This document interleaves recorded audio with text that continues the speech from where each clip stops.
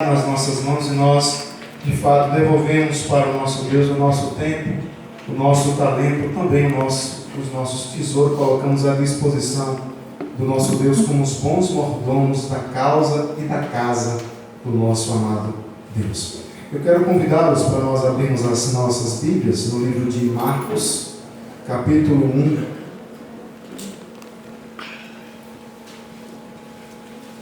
Evangelho segundo escreveu Marcos, capítulo 1, dos versos 16 a 20.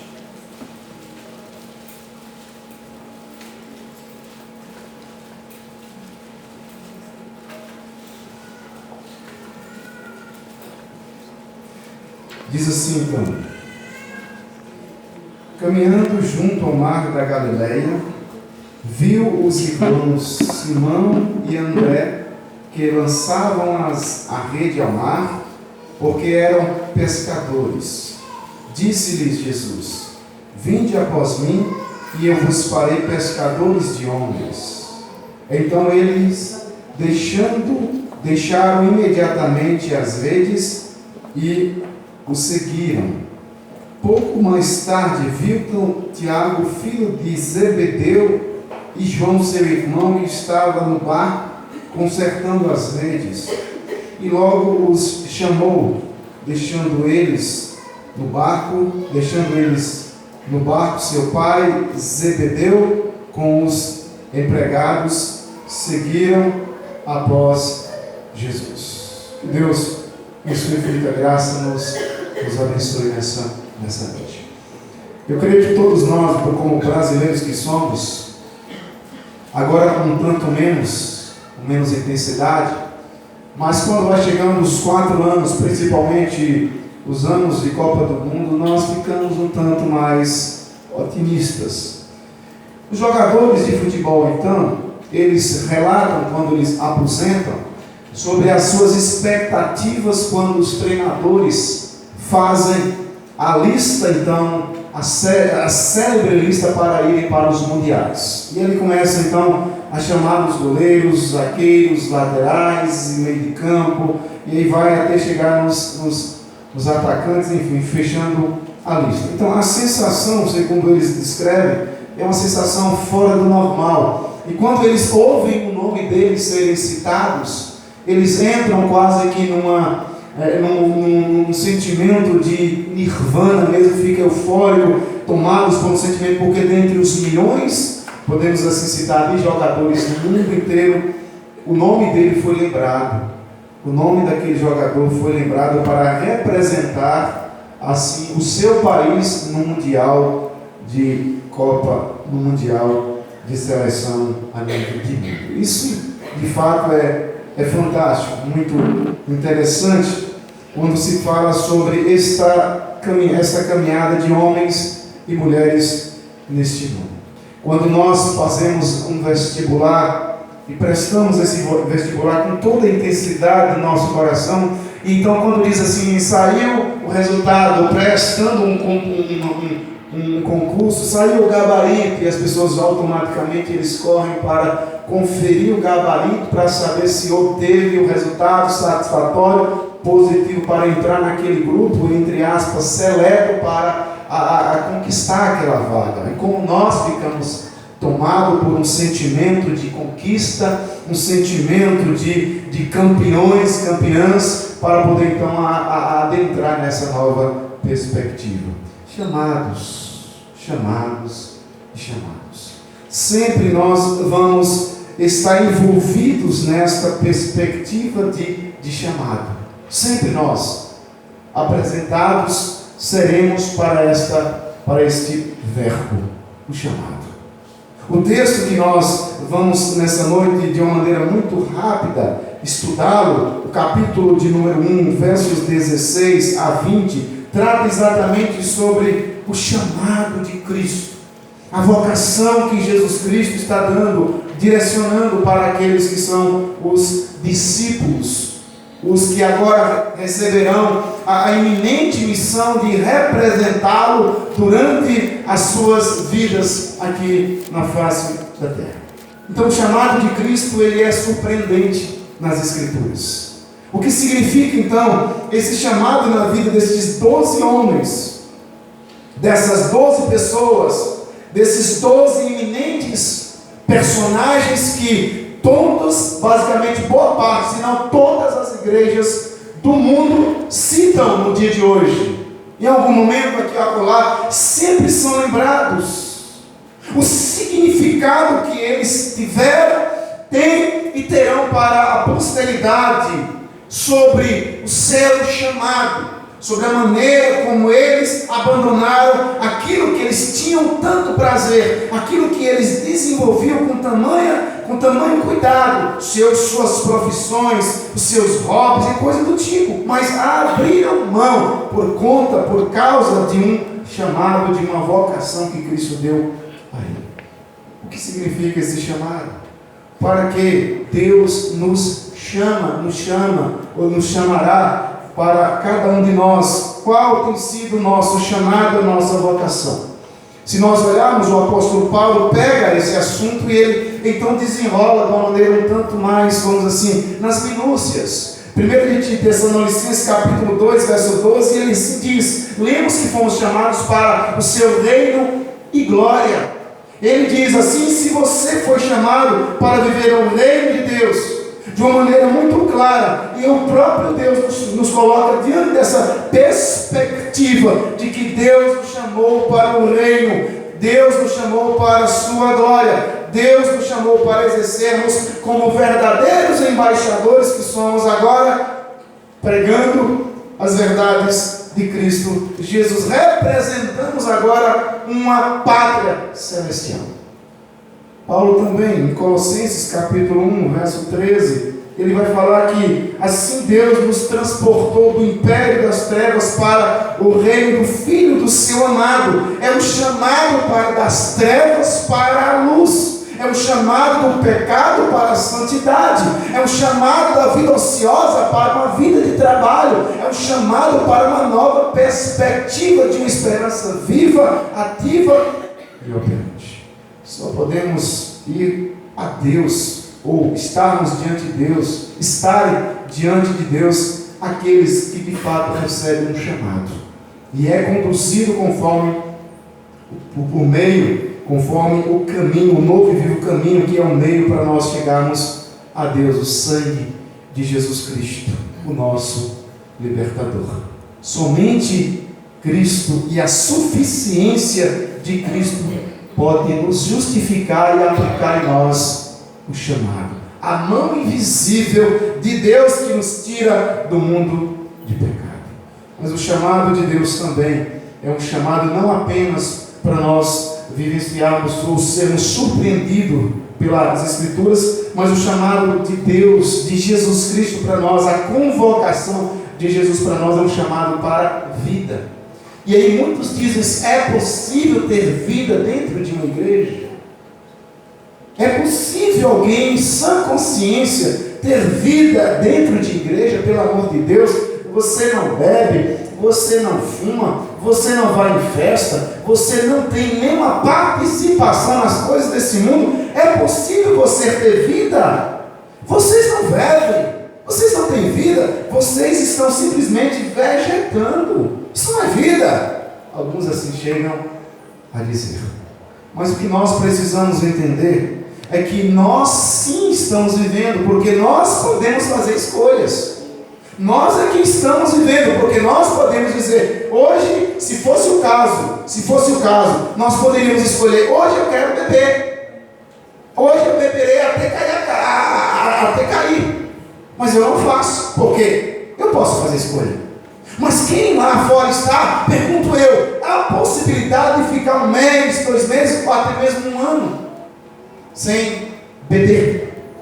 Então são coisas que nós colocamos, que as pessoas dizem assim: eu tenho vida, mas dentro de fato da igreja, ou aqueles que estão congregando, aqueles que já receberam esse chamado de Cristo, esse verbo chamar, ou substantivo chamado do Novo Testamento, lembra-nos tão somente e aponta-nos o privilégio que Cristo dá para nós, ou seja, os vícios deste mundo já não imperam, já não reinam. Quantos não são são os homens e mulheres que querem se libertar de vícios, dos vícios, e sabe que a própria medicina já diz: se você continuar nesse vício, você vai morrer, você não terá mais vida. Que tipo de mundo é esse, que as práticas que as pessoas estão envolvidas, que elas estão inseridas, que são chamadas de hobby ou happy hour, depois no final do expediente vão e bebem, fumam e praticam, etc, etc. Que tipo de prática é essa que ao final a própria medicina diz: você está vivendo em uma bomba relógio, a qualquer hora ela pode explodir. E a palavra do Senhor nos ensina então que Deus nos dá um chamado para a vida, um chamado para viver, um chamado para exercer em Cristo Jesus essas verdades. Quantos não são os traficantes que vivem de uma maneira um tanto intensa, no frenesi, numa vida louca, mano, e tal, como eles lá dizem, ao ponto de que eles têm dois caminhos: ou a igreja lá eles dizem, ou cemitério. Porque é um mundo que não tem e não poupa ninguém, não dá chá para ninguém, de colher para ninguém. É um mundo onde simplesmente não tem vida, não oferece vida, oferece um prazer momentâneo. Mas Cristo não. O chamado de Cristo é um chamado para a vida.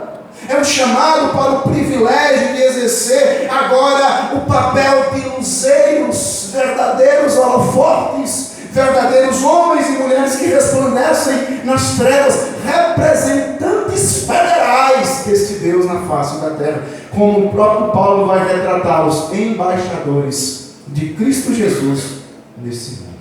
O chamado de Deus fala de um projeto no qual Deus deseja que você viva intensamente, de maneira maravilhosa, esse projeto de vida.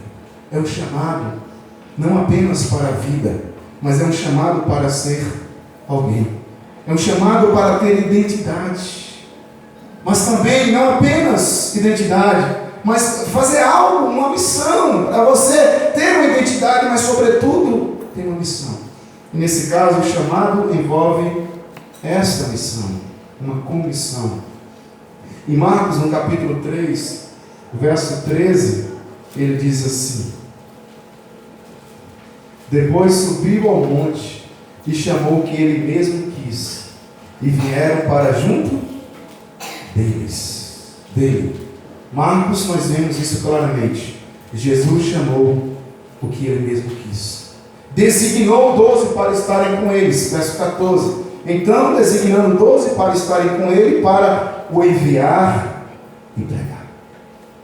O que eu quero mostrar para os irmãos com esse texto de Marcos, capítulo 1, do verso 16 ao verso 20, é a responsabilidade que cada ser humano tem.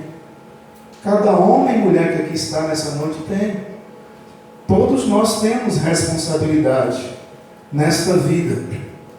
Levantar, trabalhar, sustentar a família, né? Mulheres têm a missão de serem a maestrina por excelência, de administrar em suas casas, seus filhos, o esposo tem por contrapartida a responsabilidade de suprir a casa em todas as áreas possíveis, e sobretudo ambos entrarem em um consenso de amor, a mulher amando o marido amando a mulher, filhos sendo tomados por esse sentimento de amor e vivendo nesse universo da lareira do lar, lugar quente, lugar aconchegante para testemunhar a graça de Cristo Jesus. Então cada um de nós temos essa missão. Amanhã, por exemplo, levantarão, tomarão seus cafés e assim se pegarão suas roupas, vestirão as suas fardas, irão de ir para o trabalho, abrirão as suas lojas, adentrarão seus trabalhos. Mas estou indo um pouco mais além, não apenas nessa responsabilidade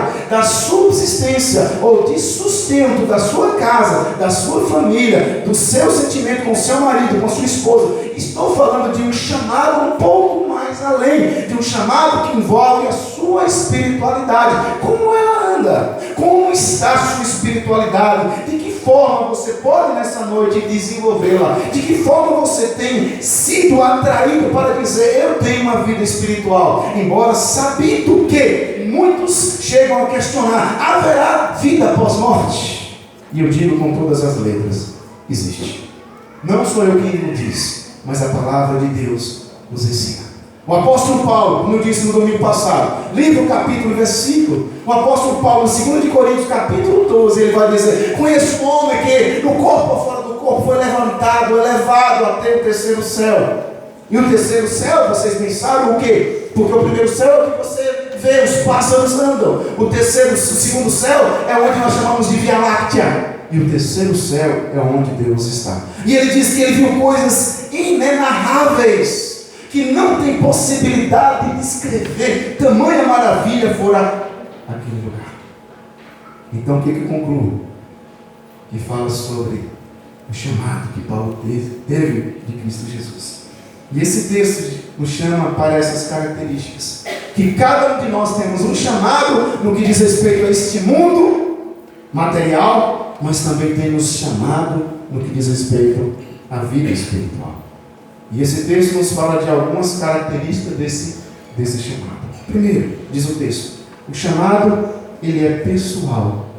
Diz o texto, quantos pescadores existiam na Galileia? Pergunto eu. Quantos pescadores existiam na Galileia? Trocentos? Centenas de milhares? Centenas de milhares. Jesus chamou, diz o texto, caminhando, verso 16, caminhando junto ao mar da Galileia, viu os irmãos. Jesus chamou apenas Simão e André. O chamado não é genérico, mas o chamado é específico. Quem desperta e nos dá consciência a esses pecadores é o próprio Jesus. Diz o texto novamente, por favor, acompanhe comigo. Caminhando junto ao mar da Galileia, quem viu? Viu-os. Jesus é quem vê. Jesus é quem chama. Jesus é quem exerce o diálogo, parte de Cristo.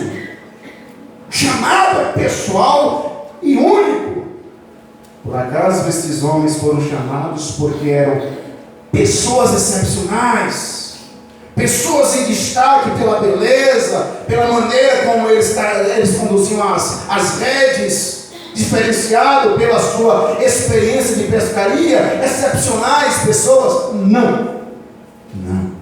Porque se nós lermos 1 Coríntios capítulo 26, por favor, 1 Coríntios, lá à frente mais um pouquinho, capítulo 26 ao 29, o apóstolo Paulo explica que não é pela maneira como você vive, não é pela maneira como você conduz a sua vida, você sendo um bom pai, uma boa mãe, um bom cidadão. Isso é interessante, muito importante, mas não é apenas isso, existe um pouco mais. O capítulo 1 Coríntios, capítulo 1, verso 26 diz, irmãos, o apóstolo Paulo dizendo, irmãos,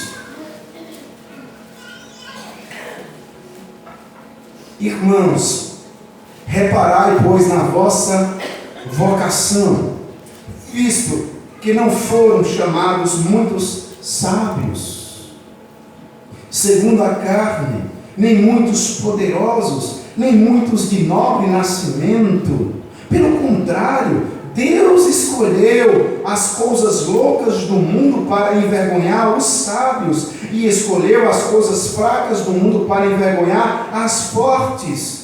Deus escolheu as coisas humildes do mundo e as desprezadas e aquelas que não são, para reduzir a nada as que são, a fim de que ninguém se vanglorie na presença de Deus. Deus poderia ter escolhido o Egito, Ele poderia ter pegado a Síria, Ele poderia ter pegado os sírios, poderia ter pegado os filisteus, que eram nações há muito tempo mais desenvolvidas do que Israel, mas Ele pega uma nação extremamente insignificante, feita em sua maioria por homens escravos agrícolas, que não sabiam nem conduzir uma espada, e Ele diz, eu quero Israel, e pega Israel. Ele se revela, não a Moisés, chega, Deus, eu quero te conhecer. conhecer, não. Ele se revela para Moisés numa sarça ardente, no monte. E então Deus diz: Moisés, 1 Êxodo capítulo 3, Moisés, tira a sandália dos pés, porque eu estou falando com você. E a terra santa, e Moisés se depara com uma teofania, uma aparição de Deus, e recebe um chamado único. E ele então reluta e diz: Senhor, ó Deus, eu sou pegado de língua, porque Moisés era gago, e vocês muito sabem bem disso. Moisés era gago, e ele não tinha facilidade. E Deus diz: eu quero você, rapazinho, acabou. Com tanta dificuldade, mas Deus usa as coisas insignificantes do mundo, as fracas, porque Ele escolhe, é Ele que fala, e as pessoas se submetem, é Ele que escolhe, porque dele, por Ele e para Ele são todas as coisas. Ele faz todo esse chamado.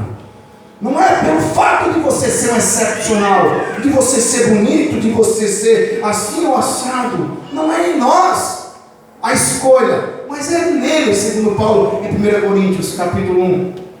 O grande princípio do chamado de Deus é: Deus não chama os qualificados, mas qualifica os chamados. Deus não vai correr atrás de pessoas com prepotência, com arrogância, com altivez. Deus então pega os mais simples. Jesus Cristo é a prova cabal. Nascido em Nazaré. Você sabe o que é Nazaré? Nós entendemos o que é nascer em Nazaré? Se fosse no Rio de Janeiro, diríamos que nascer em Nazaré seria mais ou menos a favela da favela no Rio de Janeiro. Aquela que todo mundo diz assim: essa daí não serve para nada, é uma comunidade imprestável. Nazaré era um gueto. Só tinha lugar para prostitutas, beberrões. De Nazaré pode vir alguma coisa que presta? 1 João capítulo 1, o próprio Natanael vai dizer isso. Porque havia uma fama muito cruel sobre Nazaré. E Deus escolhe: de Nazaré o meu filho vai nascer. E ele diz assim, muito um pouco, mudando a temática, não apenas, mas ele vai em uma manjedoura. Vai nascer no palácio? Não, numa manjedoura. Para demonstrar o quanto esse Deus, Ele quebra a soberba humana, que acha que é alguma coisa, mas no fim não é nada. Porque Paulo diz em Filipenses capítulo 2, versos 5 em diante: não, olhemos, tende em vós o mesmo sentimento que houve também em Cristo Jesus, porque Ele, sendo Deus, não julgou com usurpação ser igual a Deus, antes a si mesmo se esvaziou, assumindo a forma de homem, mas não de homem, um homem servo. Isaías 53 vai descrever e dizer que Ele assume a forma de um homem feio. Jesus não tinha olhos verdes, Jesus não tinha um cabelo bonito. Isaías 53 diz que não havia aparência e nem formosura nele. Até isso ele abriu mão. Ele não quis ser uma pessoa bonita. E aí pinta os quadros de Jesus, os olhos dele, um Jesus bonito. Tudo aquilo é mentira. Tudo aquilo é mentira. Jesus, segundo Isaías 53, era um homem feio, que ninguém dava nada por ele. Mas quando ele abria a boca, ele falava as verdades do rei. E todo mundo falava: vixe, de onde vem tanta sabedoria? Deus é tremendo. O chamado é pessoal. E Deus nessa noite chama a mim, a você, a nós, para desenvolvermos um projeto ao lado dele. O chamado, em segundo lugar, diz o texto, que ele vai desestabilizar. Diz o texto. Disse Jesus: vinde a mim, vinde após mim, e eu vos farei pescadores de homens. E então eles deixaram imediatamente as redes e o seguiram. Disse: sabe os ovos, cara. Os homens estavam com a vida, muitos deles pescadores de muitas datas. Simão e André encontram-se no seu trabalho, lançando as redes. Jesus os chama, os vê e os chama. Parte de Cristo. O homem não tem contribuição aqui em nada. Aquilo que fazia perdeu completamente o valor. Ele agora, de fato, ele contribui. Depois que recebe o chamado de Cristo: vinde a mim, venham a mim. E agora eles passam a ser o quê? Pescadores. Homens que passam agora a ser os representantes de Cristo, pregando, ensinando, expelindo demônios e curando também. Mais adiante, nós encontramos Tiago e João, que também perderam completamente a razão de continuarem consertando as redes. Mateus, diz a Bíblia lá no capítulo 2 de Marcos, que ele estava numa coletoria, ele era cobrador de impostos, era funcionário público. E Jesus olhou para ele e disse: levanta-te, segue-me, rapaz. Capítulo 2, 13, vai falar sobre esta ação. Nosso Senhor Jesus Cristo. Então, olhando para Simão, diz o texto, verso 16 novamente, viu os irmãos, Simão. Simão tem um nome que reflete a personalidade, já que no hebraico este termo significa areia. Simão não é areia, era frágil, inconstante, um homem extremamente com dificuldade, falava e de repente se arrependia, volúvel demais. Mas Jesus o transforma e diz: não serás chamado mais Simão, mas tu és Pedro, tu és agora uma rocha, que passa a ser um homem diferenciado no colégio apostólico. O texto então afirma que Jesus, como Jesus o chama, caminhando junto ao mar da Galileia, viu André e Simão, verso 16. Mais adiante, viu Tiago e João, verso 19. Quando ia passando, viu a Levi, filho de Alfeu. Marcos vai falar sobre isso. Verso 14. Nós precisamos, 2,14. Quando nós olhamos então para as nossas vidas, Jesus nos chamou. Nós não estamos seguindo Jesus porque eu quero Jesus. Não, Jesus quem contempla, Ele quis, Ele nos molda e Ele está nos limpando, nos tirando, nos fazendo verdadeiros homens e mulheres menos pecadores, em busca da santidade. É Deus quem nos vê, é Deus quem nos percebe no meio da multidão. Jesus Cristo nos percebe no meio da multidão e diz: eu quero Ele. Venha você, Simão. Eu quero, como eu disse, havia milhares de pescadores ali na Galileia. E ele sai de maneira aleatória. Eles: quero você, quero você, quero você. Forma um grupo de 12. Jesus não busca outros. Deus, na pessoa do Velho Testamento, descrevendo o Velho Testamento, Deus não busca profetas quando Jonas se esquiva do seu chamado. Quem não quer ir de camelo para Nínive, ele vai fazer a vontade de Deus dentro de uma baleia. Quando o chamado de Deus acontece, o homem não tem como resistir. Nós chamamos isso na teologia de chamado irresistível. Não tem como você resistir. Quando Deus, montando a seleção dele, diz: eu quero esses nomes, e esses nomes são apresentados, e você se sente a pessoa mais feliz do mundo. Deus chama pessoas trabalhando. Por que não chama os ociosos? Pessoas preguiçosas, pessoas que estão paradas. Deus não é bobo nem nada. Se você trabalha muito para você, você vai trabalhar com certeza muito para a obra de Deus. O chamado, ele desestabiliza. Deus tem um propósito em cada um de nós, e nós sabemos muito bem disso. Mas em terceiro lugar, para nós partirmos para a nossa conclusão, o chamado, ele redireciona, ele dá sentido mais profundo ao que fazemos, ele dá um senso de missão para nós. Diz o texto que eles eram pescadores. Olhe para o texto. Eles eram pescadores, mas agora são pescadores de homens. Todos temos uma vocação. Aqui tem comerciante, aqui nós temos professores, aqui nós temos pessoas que são funcionários públicos, mas que fazem e desenvolvem outros trabalhos. Nós temos pessoas de diferentes áreas aqui nessa noite, mas cada um de nós temos uma vocação. Embora tenhamos várias profissões, mas temos apenas uma vocação. Profissão tem muitas, mas vocação apenas uma. Qual é a sua vocação? A minha vocação é ser uma pessoa que tenta, que luta para que outras pessoas sejam influenciadas por Cristo Jesus, através da minha vida, através da minha fala, através da minha evangelização. Porque eu preciso cumprir esse negócio. Marcos capítulo 16. Ide por todo mundo, vá, pregue, fale, anuncie. Todos nós temos uma vocação, uma só, mas muitas profissões. Nossa profissão se torna significativa quando nós colocamos a serviço da obra de Deus. Esta, de fato, é a diferença entre o homem que quer viver para Deus e aquele que não reconhece Deus em sua vida. Eu reconheço Deus em minha vida e quero que outras pessoas também possam conhecê-lo de uma maneira maravilhosa. O homem e a mulher de Deus vê um significado maior naquilo que faz. Vê um significado maior naquilo que faz. Porque ele não trabalha, ele ou ela não trabalha apenas para ganhar seu pão.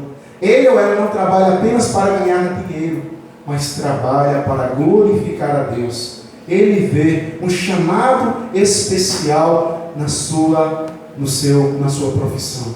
Todos nós temos pessoas. Todos nós estamos cercados por pessoas. O que nós temos que fazer é, dentro daquele chamado, dentro daquela profissão, nós temos que falar da grandeza de Cristo Jesus. Isso é chamado de ekletetes, do original grego. Chamado com propósito. Todos têm um propósito. Temos os irmãos da música. Qual é a função dos irmãos da música? É evangelizar outros músicos que não conhecem a Deus. Os irmãos do comércio, qual é a função deles? Eles têm uma profissão, a profissão é comerciante, mas a vocação deles é missionários. Evangelizar e falar da graça de Cristo para outros comerciantes, professores, funcionário público ou particular, enfim.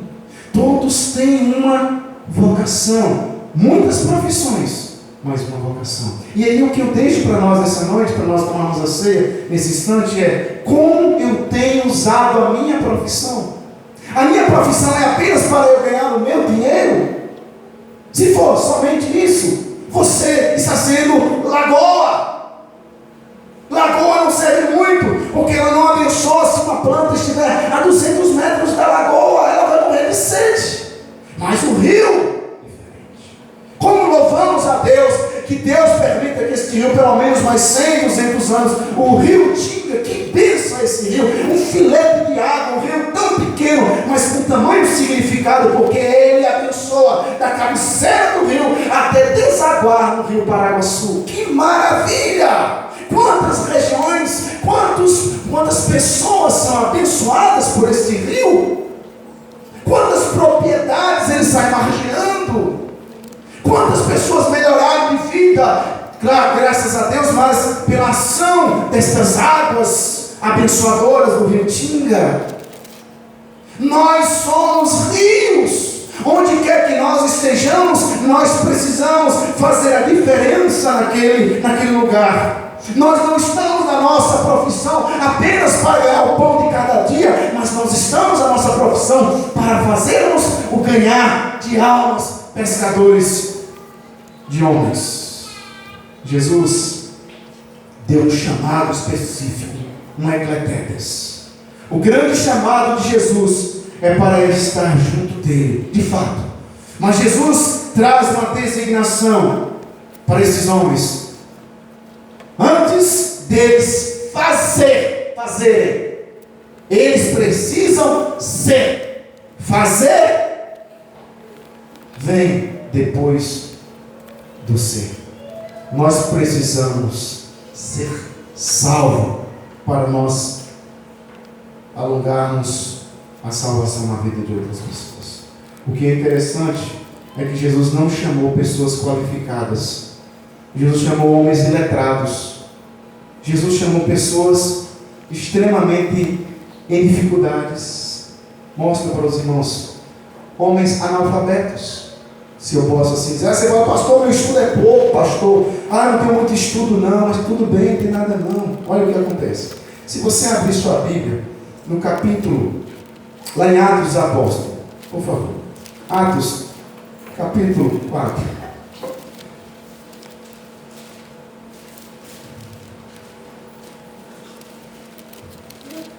verso 13. Atos 4, 13. Isso aqui é lindo demais, irmãos. Isso é lindo. Diz assim, Atos 4, 13. Ao verem, presta atenção nisso, ao verem a intrepidez de Pedro e João, os irmãos, sabendo que eram homens iletrados e incultos, presta atenção nisso, admiraram-se e reconheceram que haviam eles estado com Jesus. O chamado de Cristo na vida do homem pega o analfabeto e dá a ele desenvoltura para vir a falar com desenvoltura. Pedro e João é um típico exemplo. Pastor, minha escolaridade é pouca, pastor. Eu sou um homem simples, sou um homem rústico, da roça não tem problema, meu irmão. Coloque o seu coração à disposição e faça a obra do Senhor, independente se você tem ou não tem diploma, não importa, para Deus não importa. Somente uma coisa Deus quer, a sua disposição para fazer a obra. A disposição. Conclusão, meus irmãos. O chamado de Cristo é um privilégio. Cada jogador de futebol que recebe o chamado para representar a sua seleção, ele se sente privilegiado. Porque havia muitos jogadores parados por toda essa parte, esse planeta, né? Esse mundo de meu Deus. Mas ele recebe o chamado. Tantos são os estudantes que fazem vestibular, e apenas alguns passam, dependendo do curso, com mais ou menos dificuldade. Mas quando ele pega a aprovação e diz, eu fui aprovado, caramba, que bom, legal. Ele faz um concurso para tal área, para essa área, mas só Deus, ele sabe o quanto ele ralou para chegar lá. Ele chega com todo o prazer e diz assim, graças a Deus que eu pude então ser contemplado com essa. Que privilégio meu, eu vou poder sentar numa mesa, numa cadeira de faculdade, eu vou poder sentar na cadeira de um emprego. Enfim, você passou, que legal, você foi um privilegiado. O chamado de Cristo também é assim. Nós sentimos um privilégio, não um peso. Estar na igreja não é peso, não pode ser um peso, mas é um privilégio. Porque Cristo te escolheu para a seleção dele. Cristo te escolheu para a família dele. Cristo te escolheu para o reino dele. É um chamado que muda radicalmente a nossa maneira de ver a vida. De considerar nossos projetos. Investir em nossos recursos, talentos e tempo. Tão somente para aquele que nos amou primeiro. Embora que nosso concurso, embora que nossa faculdade, embora essas coisas, méritos nossos. Claro, Deus nos abençoe, mas é mérito meu. Porque eu estudei, eu ralei. Mas no que diz respeito a essa vocação, a esse chamado, não tem mérito. Paulo falou sobre isso em 1 Coríntios. Porque é Cristo quem vê. Porque eu sou bom, eu sou uma pessoa genuína. Não. Graça. Favor não merecido. Graça somente. Somente a graça. Como reagimos quando Ele nos chama? Qual é a nossa reação em saber que nós fomos chamados por Cristo? Se estivermos hoje lançando nossas redes ao mar, ou quem sabe, consertando as redes, ou como funcionário público como Mateus ou Levi, como nós reagiríamos ao seu chamado? O que você diz? Que diz, vem e segue. Aí você diz, pastor, eu deixaria tudo. Mas Cristo já deu para você esse chamado. Cristo já deu para você esse chamado. Cristo está dizendo nessa noite, rompa com tudo que você vivia no seu passado.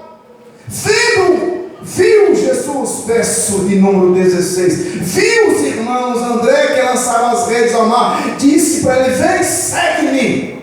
Que chamado maravilhoso. E Cristo nessa noite te chama. Cristo te chama para fazer parte da família dele, para fazer parte da seleção dele, para fazer parte do time dele. Duas coisas de extrema importância que foram deixadas, que esses homens tiveram que deixar. Primeira coisa, eles deixaram as redes. Largaram aquilo que trazia toda a renda deles. Que homens atrapalhado, bem assim, parece que é meio tantando as ideias. Moço, você tem mulher, vocês têm filhos, como é que vocês vão sustentar? Mas eles rompem. O chamado de Cristo é algo fantástico. Não que nós vamos lá, agora agora eu sou crente, vou romper. Não, de jeito nenhum. Você, como eu falei, você recebe um ecletetes. Você tem sua profissão. Você tem uma vocação, ser um ganhador de almas. Você tem uma vocação, ser um pescador de homens. Mas você tem que dar continuidade à sua profissão. E na sua profissão, você tem que ser um missionário. Deixar as redes. E deixar as redes significa uma total dependência na provisão do Senhor Jesus. Mas agora eu vou para a igreja, meu Deus, e como é que vai ser? Eu gosto tanto disso, eu gosto tanto daquilo, e agora como vai ser? Não se preocupe, porque Deus trará toda a provisão, toda a sua necessidade, tudo que você precisa, Ele acrescentará, Ele trará para você. Não se preocupe com isso, porque Ele é o Senhor, Deus da provisão. Mas também eles não só deixaram as redes, mas diz que eles deixaram o Pai. Aí está, no versículo posterior, se nós lermos, veremos que eles deixam o Pai que estava também com eles. Verso 20: e logo chamou, deixando eles no barco, a seu pai Zebedeu com os empregados, e seguiram após Jesus. Deixaram o Pai.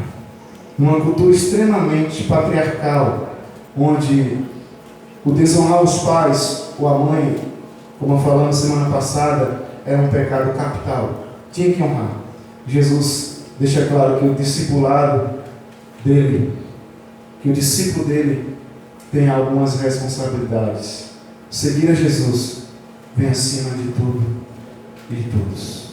Quem quiser seguir a Jesus como discípulo, precisa deixar algo. O que você deixou para seguir Jesus? Eu deixei muita coisa.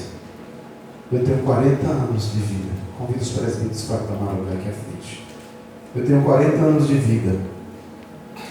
Nascido na igreja, mas até os meus 17 anos bebia, ia de festa. Dentro da minha condição da época, aprontei um pouco. Até que no mês de agosto de 2007,